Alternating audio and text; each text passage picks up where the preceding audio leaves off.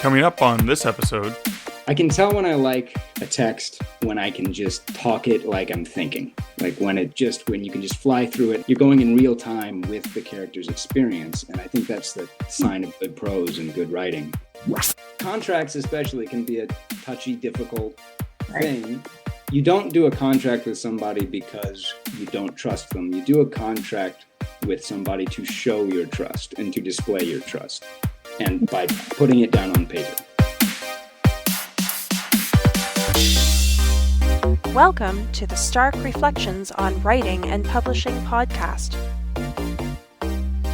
There has never been a better time for writers. More information, options, and opportunities are available to you, but navigating these requires insight. Join Mark Leslie Lefebvre as he draws upon more than a quarter century of experience as a writer, a bookseller, and a trusted book industry consultant to explore and reflect on the writing and publishing landscape to help you make informed choices on your writer journey.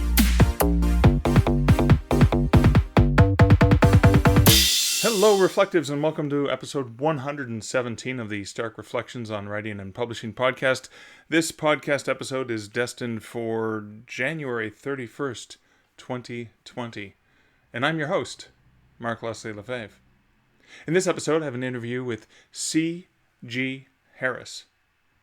C.G. Harris is an award-winning science fiction and fantasy author from Colorado who draws inspiration from favorites Jim Butcher, Richard Kadrey, and Brandon Sanderson. For nearly a decade, Harris has escaped the humdrum of the real world by creating fictional characters and made-up realities. When not writing, Harris enjoys sipping scotch while watching the twisted humor of drunk history. Seeing our past through the bottom of a whiskey glass is more entertaining than reading a dusty textbook. Now here's the twist on C.G. Harris.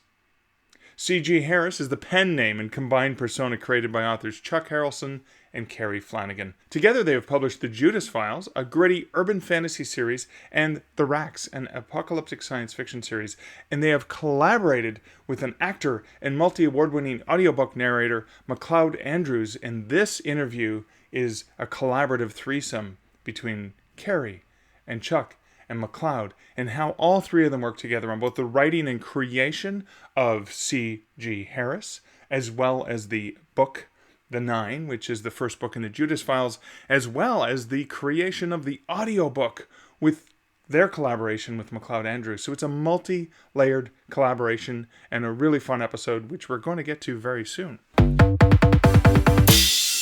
But before we get to the interview, I just want to do a personal update. So I have recently been booked in to do a 2-hour keynote for the Liberty States Fiction Writers Conference, which is being held in Clark, New Jersey. And I'm going to be doing that at the beginning of April. I'm really looking forward to that. My talk there is going to be titled, More Power, More Options, More Control Over Your Path to Success. And I'm definitely looking forward to visiting that one. Very shortly, next week on February 5th, I'm going to be flying into Colorado Springs as a returning guest instructor for Superstars writing seminars. There I'm going to be sitting on a number of panels about writing and self-publishing and audiobooks. I'm also going to be doing a solo talk on the 7 P's of publishing success, which I've only done once before at a different conference in the same time zone. And another talk I'll be doing on winning strategies in your dedication to digital. And yes, that's a play on words for Draft to Digital, because there's going to be a lot of focus on looking at all of the free tools that you can leverage as an author from Draft to Digital for your digital publishing success. I'm also going to be doing one-on-one meetings with authors. Superstars Writing Seminars, which focuses on the business of being a writer, is a phenomenal conference that I love attending every year. I believe this might be my 7th or 8th time attending. Now, of course, when I'm in Colorado Springs, I'm going to be having a craft beer or two with my good friend Kevin J. Anderson as we toast the memory of Neil Peart, who the world lost earlier this month in January 2020. One interesting thing is that while I'm in Colorado attending Superstars writing seminars, I'm also going to be making a virtual appearance on the Saturday afternoon, February the 8th, at the Woodbridge Writing Conference, which is in Lethbridge, Alberta. Now, this is the magic of being able to actually be in two places at once. Well, I'm actually physically going to be in Colorado, but when the Woodbridge Writing Conference invited me, I said I would love to do this, but I'm already booked for another conference. So they said, well, we can set it up so you can just come in and do a virtual chat from wherever you are. And I said, well, depending on the schedule, so long as I'm not on stage at the same time. So once I got my the Superstars Writing Seminars schedule, I contacted them and said, well, I've got this 2-hour block on Saturday afternoon, and so we've scheduled that in. So it's going to be really fun. I'm going to be there in person with a whole bunch of great authors, and then in the very same time zone up in Alberta, I'm going to be virtually chatting with some folks. I'll head up to my hotel room, connect to the Wi-Fi, do the presentation there, and then that way, no, I don't get to rub elbows with them or chat with them in person, but at least I get to connect with them. And that's the great thing about technology, isn't it? Another great thing about technology is how you can collaborate with people in the same way that Kerrie and Chuck collaborated with MacLeod. And that's a bit of a segue, as I suggested, into this episode's sponsor, Findaway Voices. Have you wanted to create an audiobook but found the cost is a barrier? Voices Share is a new way to create audiobooks with Findaway Voices. It's a hybrid royalty share program where an author pays half the normal cost of an audiobook in exchange for sharing 20% of their royalties with the narrator. For example, if your audiobook was going to cost you $1,000, with Voices Share it would only cost $500 up front. There's no haggling on the upfront production payment, just a clear price and a simple discount of 50%. With a Voices Share production, authors keep 60% of their royalties instead of 80% because 20% of those royalties collected go to the narrator. You'll still reach the same wide distribution network as any other title on Findaway Voices. Plus, when they add new retailers, you'll automatically be opted in, so you never miss a new audience. Now, there is a 10-year enrollment program in that program, but you're not locked into a single retailer. You are distributed to 40-plus retail and library markets and get added to new ones all the time. So you're not locked in and exclusive. You are everywhere. But there is still a buyout package, so if something happens and you need to get out of that program, there is a way to do that. And you can find out more about Voices Share as well as how you can leverage Findaway Voices for audiobooks over at starkreflections.ca/Findaway. Well, that's it for the introductory matter to this episode. Let's get right into the interview. Now, this interview was done in an evening session, and it was done as a live video webinar. So it was a webinar on collaboration, and it was being published directly to my Facebook page for Stark Publishing. And the video is going to be edited and used also on YouTube. But what you're going to hear is at the very beginning of this interview, you're going to hear a little bit of the technical difficulties. I was having trouble in ensuring the live stream to Facebook was happening. I cut as much of that out as I could, but having the conversation still make sense for you. And you'll also hear us laughing and giggling a lot at the beginning as MacLeod, who is a riot, was having fun with the fact that there was a giant logo banner. The Stark Reflections on Writing and Publishing podcast banner was popped up there, and it was blocking his face. So he was goofing around with that. That was a lot of fun. So my apologies, you're listening to this, but I just wanted to explain what was going on in the video so you could understand why we were giggling. But it is a fantastic interview. It's entertaining, it's informative, it talks about collaboration on multiple levels, and I'm so excited that I get to share it with you here today. Hello, this is Mark Leslie Lefebvre from the Stark Reflections on Writing and Publishing podcast. I am in the midst of technical issues trying to get this live stream live on Facebook, but I have a fascinating conversation that we're going to have with two authors and a narrator and the collaboration that took place with them. So what I'm going to try to do is I'm going to try and push all the buttons to get these guys moved into this stream. So let's see if I can get this working. You guys should be showing up in the stream relatively shortly. It should be popping up on the live stream in just a second. So, I think I know why. Yeah. Because there's a button called solo on and solo off. And when I went solo, apparently it only showed me. Who knew that that's what solo meant?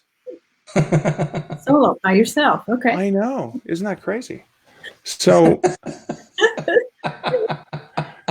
thank you guys so much for joining me here tonight. My name is Mark Leslie Lefebvre. I'm with the Stark Reflections on Writing and Publishing podcast, and things to reflect on are how technology makes our lives so much better every single day. So I have Kerrie and Chuck and MacLeod here, and what I'd like to do is have our listeners find out a little bit about who you are and your role in this wonderful project that we're going to be talking about. Let's start with Kerrie, please. Okay, I'm Kerrie Flanagan. All right, MacLeod, you have got to stop. Okay. Clouds in the Windows Protection We're Program. behind the Stark Reflections. Anyway, I'm Kerrie Flanagan, and I am an author and worked with Chuck on quite a few books, but definitely on the 9, which we all worked on. Okay, go ahead, whoever. I don't know what else you want me to say, Mark. MacLeod. That's a good start. And Chuck, a little bit about yourself. My name's Chuck Harrelson. Again, we're in collaboration with Kerrie. We've written several books together, and writing for 10 years now. So a little while. Excellent. Thank you. And MacLeod, who is currently hiding behind the Stark Reflections on Writing and Publishing podcast logo, which I can't remove for some reason. But I wish I could put it like when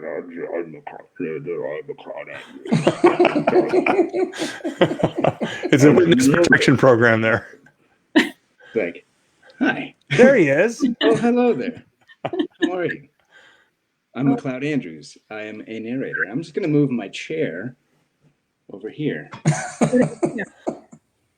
I narrated the 9, the first book in the Judas Files. Excellent. Thank you guys so much for joining me here. So I want to go back to the beginning. So I know that Kerrie and Chuck have actually worked together on a different pseudonym. So this is a book, the Judas Files book, the 9, the first book in the series, and this is by C.J. Harris. But you guys have actually collaborated before in a different genre. Can we talk just a little bit about the origin of C.K. Wiles and how that came to be?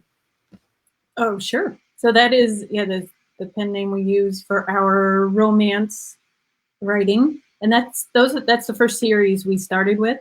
Because I had been doing some research and writing articles on self-publishing and learned that the romance genre was a very good place to try and to self-publish books. So very accepted by the readers of romance and still does very well. So we thought, why not? Let's give it a shot. So we wrote the 3-book series, a romantic comedy series, steamy romance, but very funny too. So we put that out what year, Chuck? Was it last year? Year before? I can't honestly remember. 2018, wasn't it? Yeah. So, yeah. In 2000. I gotta say, I haven't read them, but even from just the interactions in the 9, the just funny like repartee that the 2 characters have, I was like, oh, I'll bet they're really good at romance. Like, I could really see them doing rom-com well. I'll have to check it out. Yes, I will get to Yeah. There we go. Got another fan from a colleague. So you did the romantic comedy, and then so where did C.J. Harris come from? Where did that idea come from for the series? And even I want to think about the pseudonym. So obviously there's some sort of method to C.K. Wiles, and is C.J. Harris related in any way to C.K. Wiles in the fictional universe of pseudonyms? So it's C.G. Harris. Oh, C.G., because apparently I'm Canadian and we pronounce that differently. Is that what it is? Yeah. Thanks, Kerrie. Always playing the Canadian card. You can take, that's one you had come up with. The C.G. Harris, the CG came from just my initials, and Harris, it's kind of just a play off of my name, I guess. But, we didn't want to use either one of our names specifically because it wanted to be, we wanted to have it be a joint venture between the 2 of us. So that's it. I wish I could give you something more romantic or amazing that it came from, but that's about the whole story right there. Okay. All right. I was wondering if they might be distant cousins or something like that. And then you've got this backstory of who these people are. So in the meantime, right, you've got an opportunity. That's We right. write history. That's right. So pretending this is a movie, so we've We've now seen a couple of the heroes, and we've seen their journey and how they've moved into the publishing sphere and worked together. And now we're going to cut over to this young man with an amazing voice who wanted to be an audiobook narrator one day, wanted to use his voice talents for the goodness of humanity. So yeah, that would be you, MacLeod. Let's go back to your origin. How did you get into this profession? I think first and foremost, being an actor. I was in New York, mostly pursuing theater, and I had an interest in voiceover. Of course, I think most actors do. But I ran into a friend who had been recording audiobooks, which I honestly hadn't even thought of as a career path or as an option. And so she put me in touch with Laura Grafton at Brilliance Audio, and she was kind enough to send me an audition, and then she gave me notes and sent me the audition back, and I did it again, and ended up booking a book called Crows and Cards by Joseph Helgerson, which was a middle grade adventure story. Went down to Grand Haven at Brilliance Audio, recorded it, was scared to death doing the whole thing. But my director, eased my mind, said like, yeah, we're going to have to book a couple more hours in the studio, but you're doing just fine. And long story short, it came out well. The author was really pleased. I think it got some awards. And so Brilliance was like, well, I'll have you do some more books. And so they did.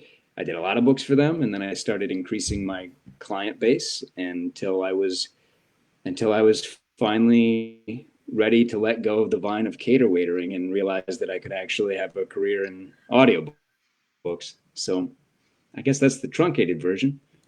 Okay, so that's interesting. That was the truncated version. So that's fascinating. So the role of acting, and then having other roles to do in between the acting gigs and stuff like that, right? So that was like the steady income that would normally be waiting. I mean, or whatever. That's how it starts. It's just another way to make money, but it's fantastic. You're telling stories. It's exactly what you signed on for. And I mean, I think I took to it really well and really naturally, because I was always the kid in class whenever the teacher was like, who wants to read out loud? I would just like, inevitably somebody else would do it and they'd butcher it. And I'd be like, I could have done that so much better. Yeah, he didn't even do voices or anything. Yeah. Yeah, right. He said J instead of G. Like, what the hell? Yeah. Yeah. So so I'm curious about that. So you started with Brilliance. You had some experience with them. They were really pleased with it. So you were working with Brilliance, and you went into the studio, and then you started doing work with other players. How did that evolve? Yeah, well, I think I had done about 12 books for Brilliance at that point, and I put together a reel and I sent it in. Brilliance is one of the few publishing houses that still works with directors. So I would meet a director, somebody who'd been doing it for a long time. I'd say, hey, how do I meet? I would just ask their advice, and how do I meet other publishers and get my stuff in front of them. And I don't know if a reel helped. I think it did at the end of the day. Mike Charzik at Audible.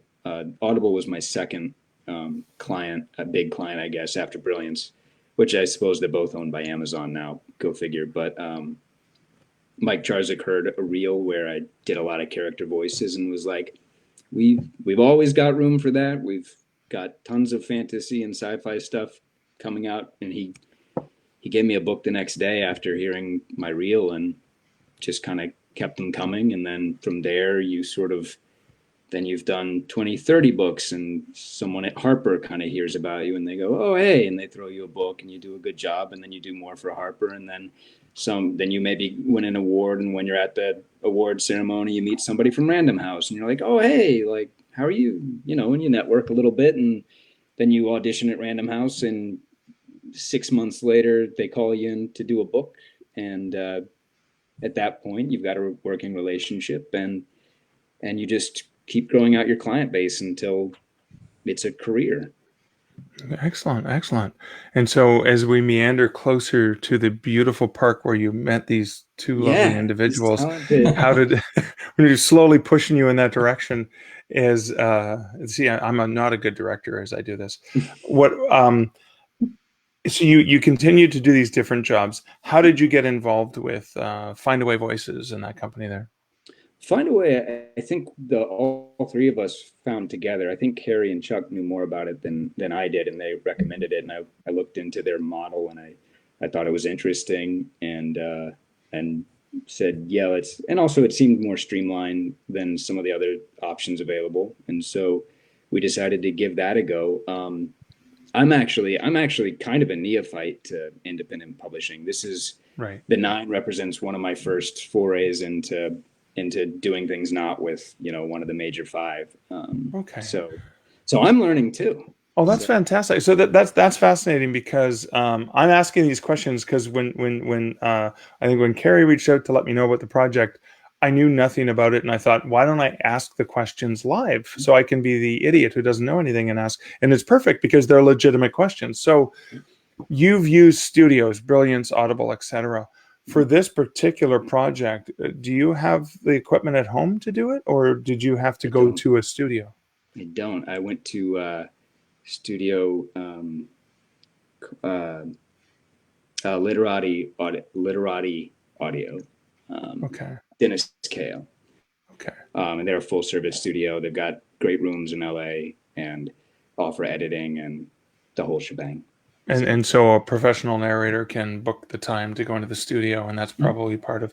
So now we're going to segue back over to these intrepid young writers who have done this, very successful romantic comedy, and now they've had this idea for C.G. Wiles. I'll pronounce it the American way.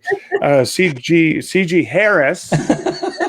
God, I see. I got the G right, and I got the last name wrong. This is Okay. It's close. We're getting there. It's all the snow shoveling I've been doing lately. That's what we're going to blame it on.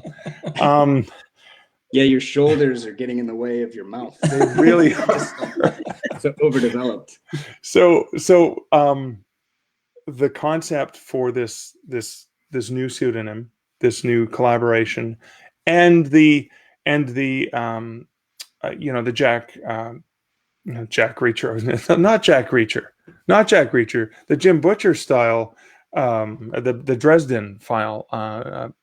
Where did that come from, and how did that originate between you guys? Well, Chuck, I want to let you. Well, I'm a huge fan of audiobooks, always have been.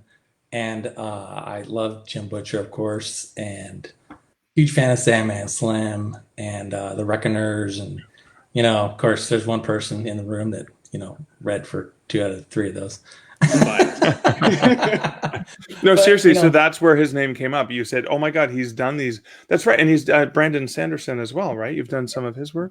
The Reckoners. Yeah. Sorry, I'm sorry, I didn't make that connection. Silly me.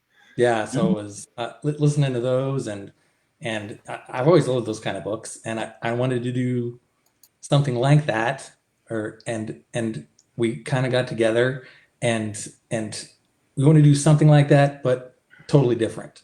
So we tried to put together kind of a series that would be standalone, that would be something kind of a Dresden Files kind of voice and story and how it kind of comes about and the story arc and all that kind of stuff, but completely different, which is, I hope that's what we've kind of achieved.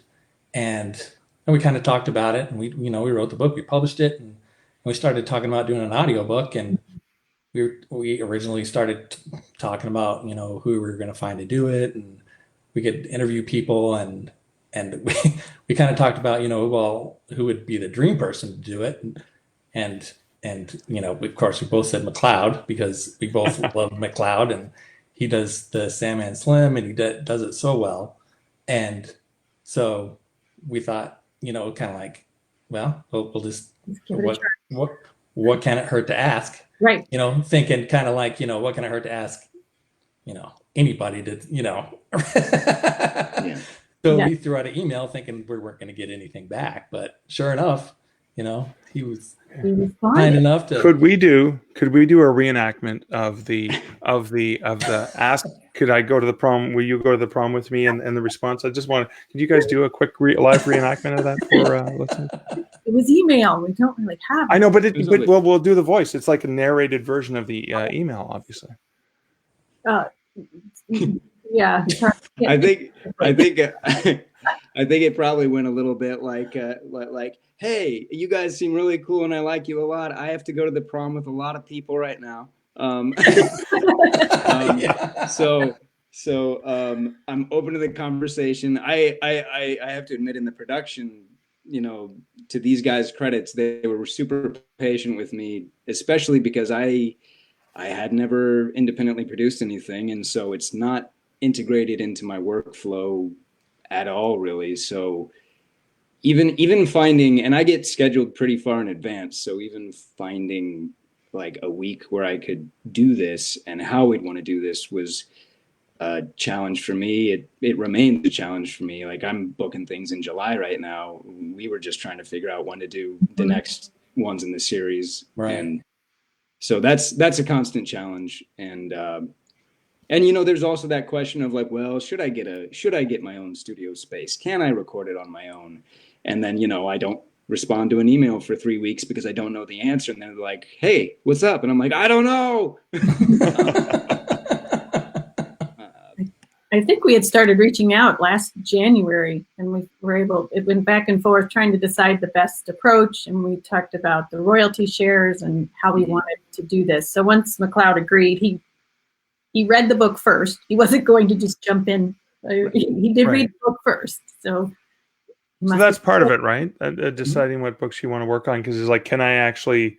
Because it's not like an 8-hour book, or I'm not sure what was the length of the audiobook? Ended up about 7 hours. 7 hours, yeah. Right? 7-hour book is probably 3 times that in studio, if not more. Yeah, I think this took us about 3 or 4 days to record. Right. It's got to be something that you enjoy. It's like, if I'm gonna dance with you for the entire Stairway to Heaven, I better like you a little bit, right? I mean, I'm going to enjoy looking at you the whole time, right? Right. So, and that's one of the things. Like this stylistically, I felt like I I intuited their prose and sort of the rhythm of it fairly quickly, and was like, oh, I can have fun with this. I can, and also part of what it attracted me to doing an independent book is I could maybe bend the rules a little bit more than one of the big 5 would let you. You know, you try to do something like, nah, I'm not going to do that in a recording, and they're like, please just say the words, and you go, but it's audio. There's a difference, and there's something you can do a little bit more, and so we love that. So let me get away with some stuff like that, where I could be like, nah, I think I'm going to do something different, and they'd be like, great, and I was like, really? Like the goal. You guys were talking about the goal. He held the word for, I don't know. I really stretched it. There's, you know, the goal, and I just went for it. It was awesome. It was great. Longer than the European football, soccer. Yeah. You gotta get. It was. Yeah, it was great. Okay. So the difference then. So I mean, I know in terms of Kerrie and Chuck have done a lot of independent projects. They've been in control. They've had a lot of You decide when the book's going to be released. You decide how the book's going to get edited, who you're going to work with. You decide the cover design, who you're going to work with, how that's going to work. How different was that for you guys? So you've worked with editors before, you've worked with publishing schedules, you've worked collaboratively before, so you knew that you had a good relationship. You worked with designers. How different was it working with an audio, right? That was a completely different process. How did you guys approach that? Well, it was different. Well, once we had MacLeod, then once we got everything settled as to how we wanted to go about it, which company we wanted to use, it was in his hands to then record it. So we just had to let that go, and And then we got it back for, like, you sent, I think, the first chapter, or you or Dennis sent it. So we got a chance to hear the first one, make sure everything was on track. And then we did the final quality control, listening to the whole thing, making sure everything worked. So that's kind of how it worked. So in terms of, it was just adding another person to our team. Another variable. Now, I have to say I'm a huge Rush fan, and one of the reasons why they were so successful for 40 years was they had to... Chuck, grab the guitar. Yeah, get the guitar, start playing. Play closer to the heart. Start off with that. But there was the trio, right, as they worked together, because they found that it was not unfair for two people to side against the other person. So did you guys find the same sort of thing in the collaboration? When you came to a decision, whether it was how to perform a certain scene or how something was going to work, were there any discussions like that along the way? Or did it just kind of flow naturally?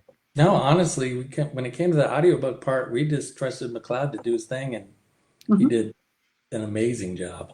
Well, thank you.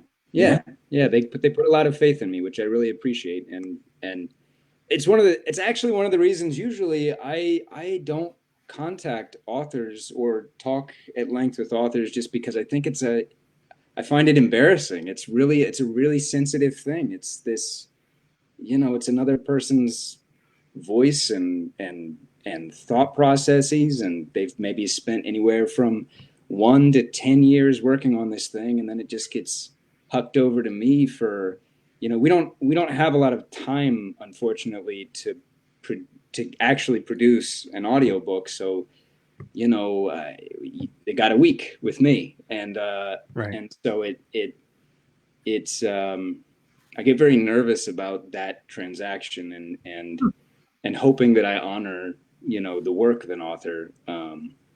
But so usually I try to just I do my job, and I hope that the author really likes it. Every once in a while, you'll have about it ahead of time, and they'll have some thoughts. Sometimes that's helpful. Sometimes it's really not helpful. But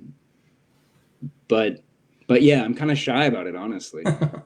Okay. Because you're just covering over, somebody else's work with your own voice, and I think it's a really sensitive and what's the word I'm looking for? Intimate, slightly, I guess, thing to do. Okay. When go ahead, Kerrie. Sorry. No, actually, he did an amazing job in bringing the characters to life, and yeah, that's what I'm surprised. I mean, it surprises me. It's kind of funny that we're sitting here talking about this, but to hear that side of it, because I think of it as bringing, the whole book to life and characters to life. Because like I said, I'm a huge fan of audiobooks anyway. Yeah. So, I mean, it took me like Sandman Slim, for example. I didn't meet Richard Kadrey until probably we were 6 books in. And is that right? That's amazing. Yeah, that's even that, just because I was so like, even though people like my narrations, it's not necessarily the way he heard it. And I want to respect his sort of like distance to feel like I want to respect his ability to not be happy with my recording, even if it's good for business. Yeah. And so, yeah, a friend who was a mutual fan finally one day was like, he's doing a book signing like in Burbank, like I'm taking you. And I just sort of showed up with one of the front, I think, it's Kill City Blues. It was the title page back when I was still recording off paper, and was like, hi, I narrate your books. I read your books. Yes, everyone here read my books. I've read your books out loud in front of thousands of people. Could you sign my cover page? And he was sort of like, great to meet you.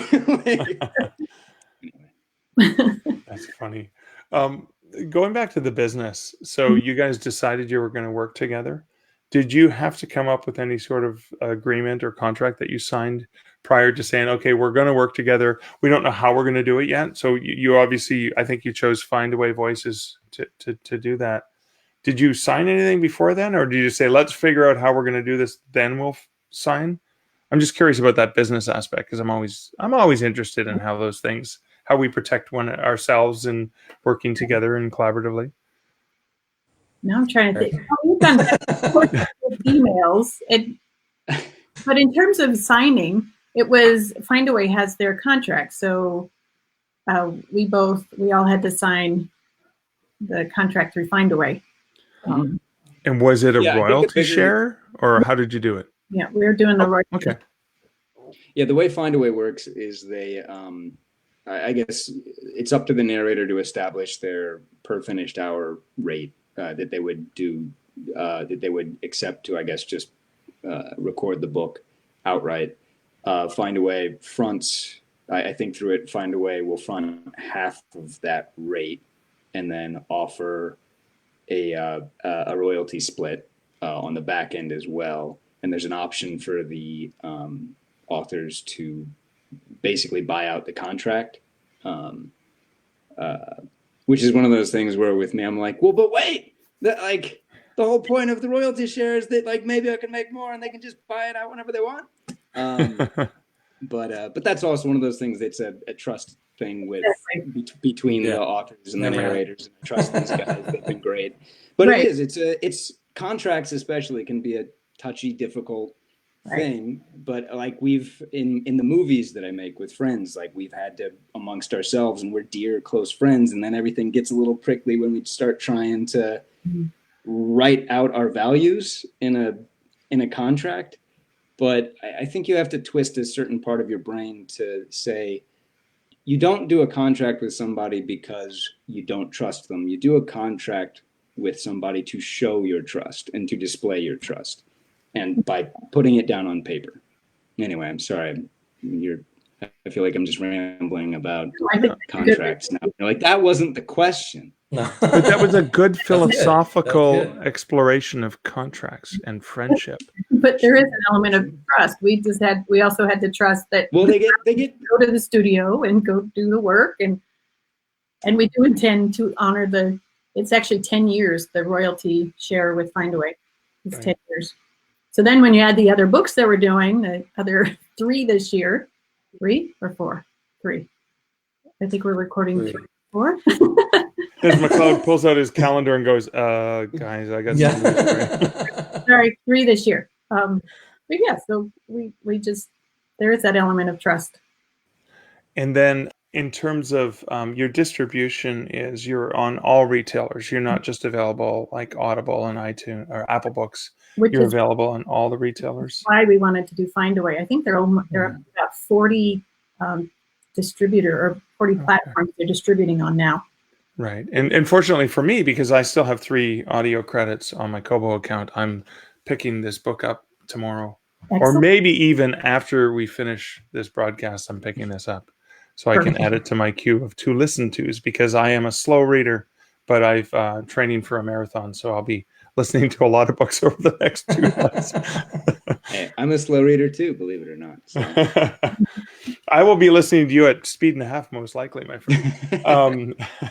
So let's talk about this series a little bit more, right? So the 9, give us a breakdown. What is the 9? Because I've read that and I'm intrigued by it, and I want to listen to it. I want to read it. What is the 9 all about? All right, Chuck, you got it. So the 9, well, basically it's set with a guy that he's died. He's in hell. He lives in hell, and he's kind of just making his life as best as he can down there, and gains the attention of Judas Iscariot, and he recruits him into his agency, which is predominantly tasked with kind of carrying out all the horrible things that happen in the world. But he finds out that Judas actually has a team of 30 secret agents charged with stopping the very, very worst of these things from happening.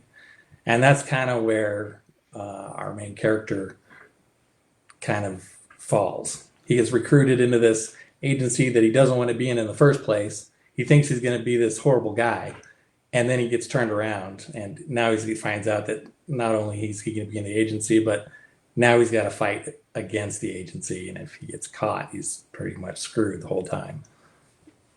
Okay. And now you've already mentioned 4 books. Mm-hmm. So the other books you've written were a trilogy, right? We had the arc of the 3 books. Yes. Do you have a sense of how long the Judas Files series is going to go, or is it going to be dependent on what will the market bear? We said that. What did we figure out? 14? 12. 14. 12. We plotted the whole series arc out. Yeah. Wow. Oh, that's fascinating. I love that. That's exciting. MacLeod. We have the picture of the whiteboard that has all yes. I will send it. I will. But yeah, we plotted it out. We had a call the other day, and I was bugging them about wanting to see the whiteboard because I'm just kind of fascinated by what does that look like, even to plot out a 12 book arc. Like I just wanted to. Yeah. I wanted to get inside their world. You know? Both of us standing in a room with dry erase markers in both hands. And you've got markers all over your face, too. Yeah. You just can throw into it. Right? Edward marker hands. No, then we can do this. We can do that. So we have 2 written. That one's, the draft is done. So we're moving right along. So, sorry, how many were written? I missed that. We've got the second one. I'm just waiting for Chuck to send it to me so I can go through and. Excellent. The writing process between the 2 of you, how is that? Is it any different than the way that you did the C.K. Wiles books?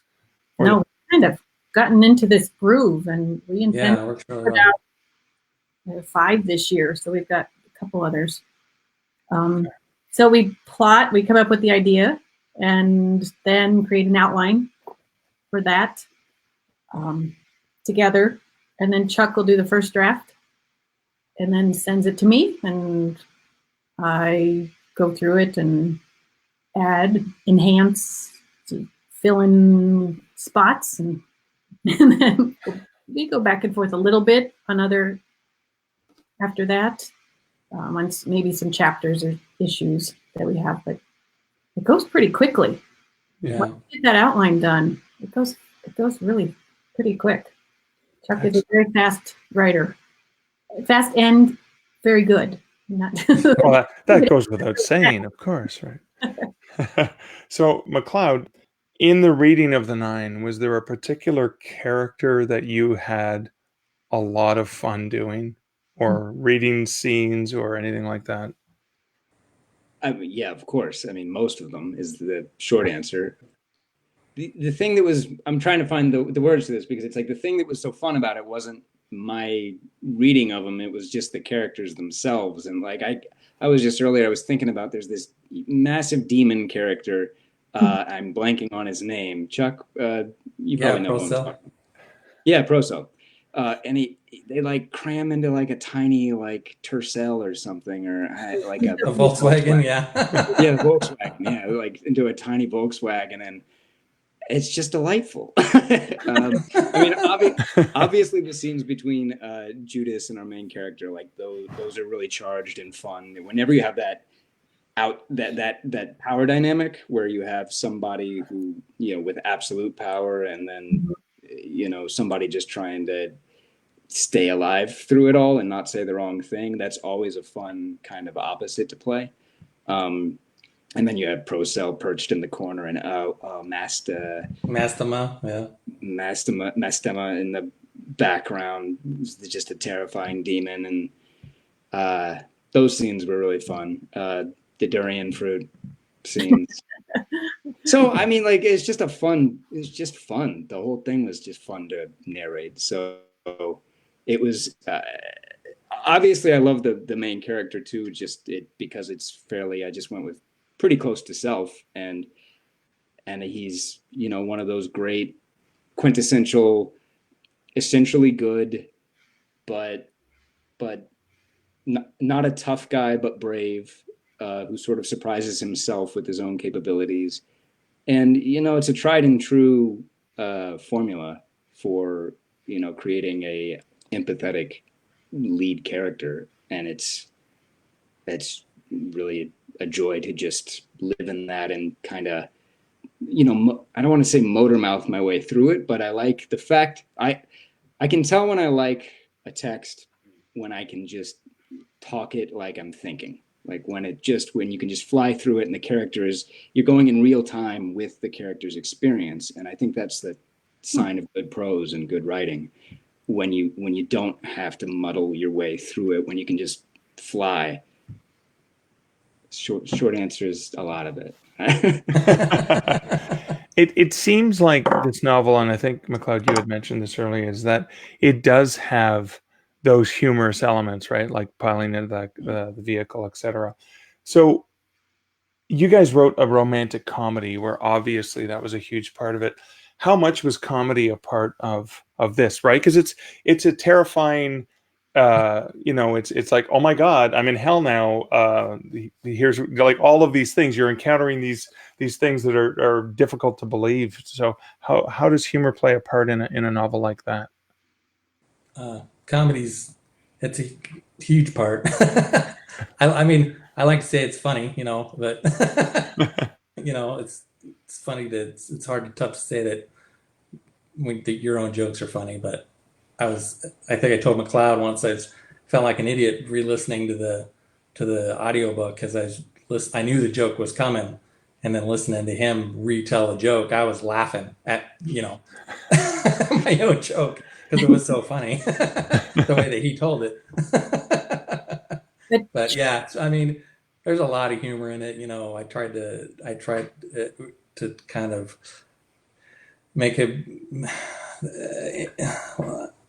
I'm trying to find the words. Like MacLeod said, anytime you have like something overall huge, hell against the little guy, and the little guy is not just he's not a straight-laced little guy. He's a smart ass, and and he doesn't know when to keep his mouth shut and do the right thing. So, there's a lot of times when his mouth gets him in trouble, and so there's a lot of fun, a lot of humor. And Chuck is really good at adding the humor. And there's some parts where we do have a great time where he'll put something and then we'll go back and forth. Yeah. It's nice to have two people, like when you write something and you write it by yourself, and you're like, oh, okay, maybe this is funny, maybe it's not. So to have two of us, so he's amazing with the humor. But there are times where we go back and forth a couple times and make it even better. And those are our favorite. Great. We're going to bounce it back and forth 2 or 3 times, and it comes out really good. Fantastic. When is, if everything goes according to plan, when is book 2 going to be coming out? And can you tell us the title? Are you allowed to tell us the title of the series? Are we ready to share the title? You don't have to. You can always just call it a working title for now. And we know the title. We even have the cover.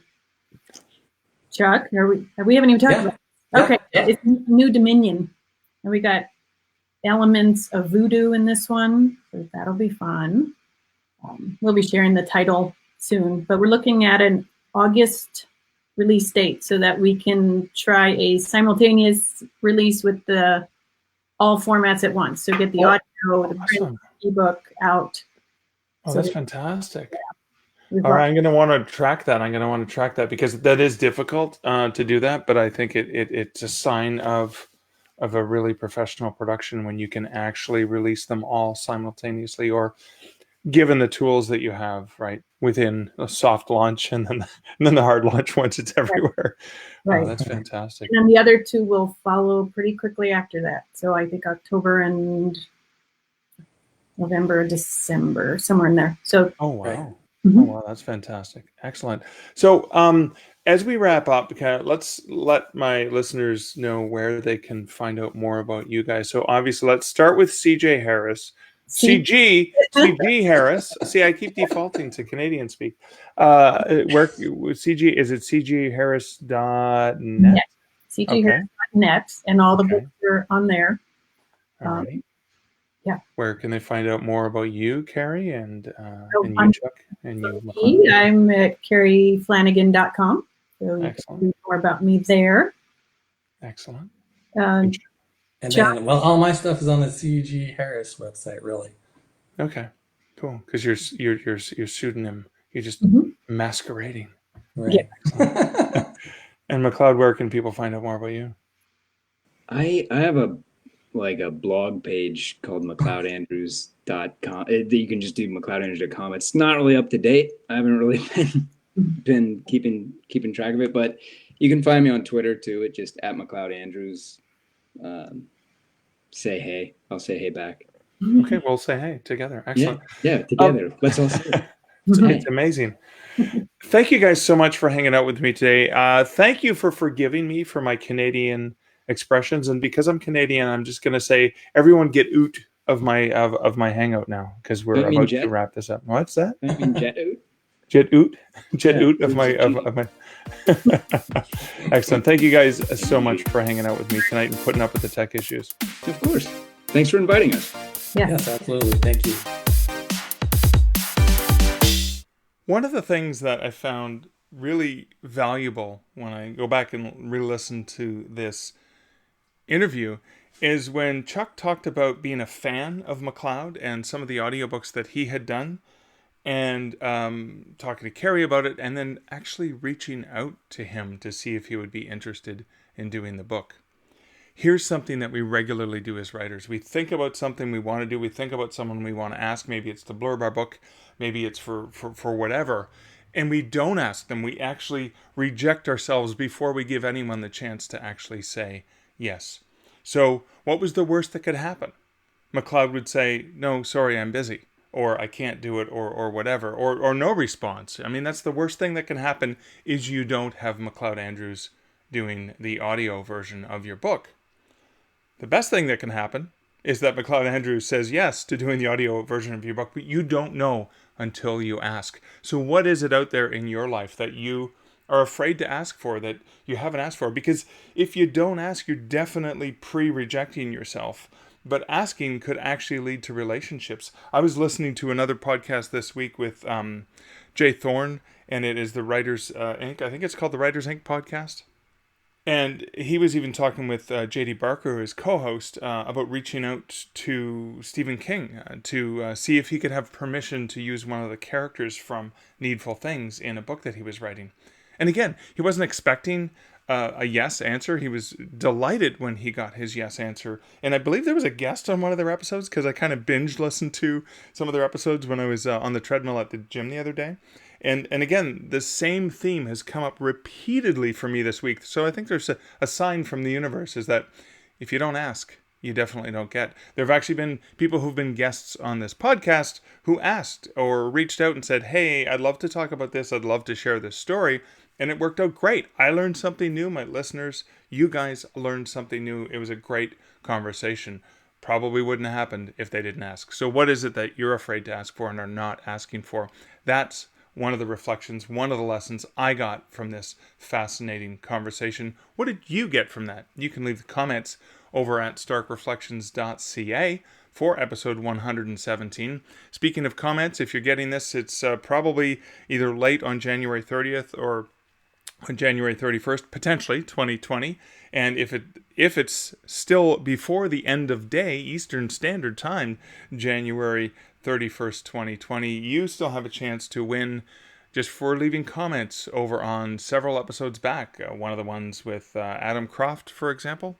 And the prizes for such episodes where I have special prizes that are going to people who leave comments, as well as into the patron community for the Stark Reflections podcast, actually come from the generosity of the amazing patrons of this show. So a special shout out and thank you to all the patrons of the Stark Reflections podcast. If you're interested in additional audio content, reflections on other podcasts, as well as additional video and text content that comes out, you can sponsor the show. Check it out, how you can sponsor for as little as $1, $3, or $5 a month. And you can check that out over at patreon.com/starkreflections. Well, that's it for this episode of the Stark Reflections podcast. Again, this is Mark Leslie Lefebvre. This has been episode 117. So until next week and episode 118, here's wishing you great writing and good Stark Reflections. Thank you for listening to the Stark Reflections podcast. You can find show notes for each episode at starkreflections.ca.